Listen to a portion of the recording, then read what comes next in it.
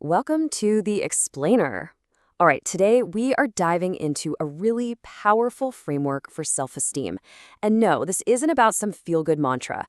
We're talking about a practical toolkit for building the kind of resilience that, let's be honest, we all need to get through modern life.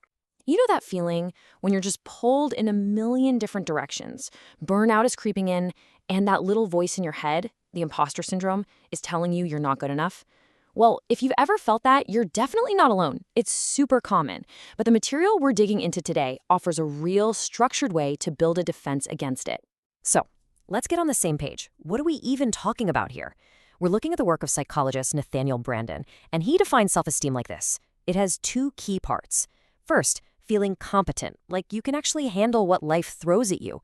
And second, feeling worthy of happiness. See, it's not just about liking yourself, it's about fundamentally trusting yourself. Brandon had this fantastic metaphor for it. He said, self-esteem is the immune system of consciousness. Think about that for a second. Your physical immune system doesn't stop you from ever getting sick, right? But it's what gives you the strength to fight it off and recover. Well, healthy self-esteem does the exact same thing for your mind. It gives you the resilience to bounce back when you face criticism, failure, or just a really bad day.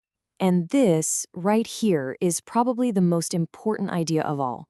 Real self-esteem isn't some prize you win. It's not a personality trait you're born with. It's something you build. It's the direct result of your actions, of a daily practice you work on over time. And that's what's so amazing about it. It means it's completely in your control. Okay, so if you build it, how do you do it? Brandon gave us a clear blueprint, these 6 actionable pillars. Now, these aren't just fuzzy concepts. They are 6 distinct, practical things you can do. And together, they create the foundation for real, authentic self-esteem. Let's break down what each one actually looks like. Let's start with the first 3. Pillar 1, living consciously.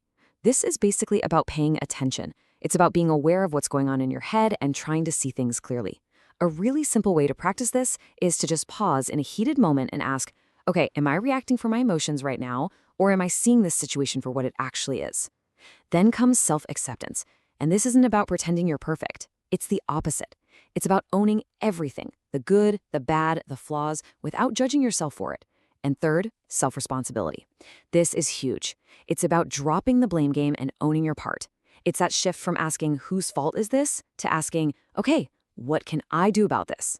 The next 3 pillars build right on top of that foundation. Self-assertiveness is about standing up for yourself, but respectfully.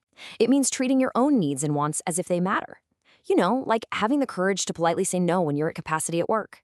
Then there's living purposefully. This is about having a why. It's about using your bigger goals to guide your daily decisions, turning some huge ambition into a simple, actionable weekly plan. And finally, personal integrity. This one is the glue that holds it all together. It's when your actions actually line up with your words. It's about being the person you say you are, even and especially when it's inconvenient. So we have the theory, we have the 6 pillars. It all sounds pretty good on paper, doesn't it? But does this stuff actually hold up when life gets messy and complicated? Let's take a look at a case study that really brings this whole thing to life.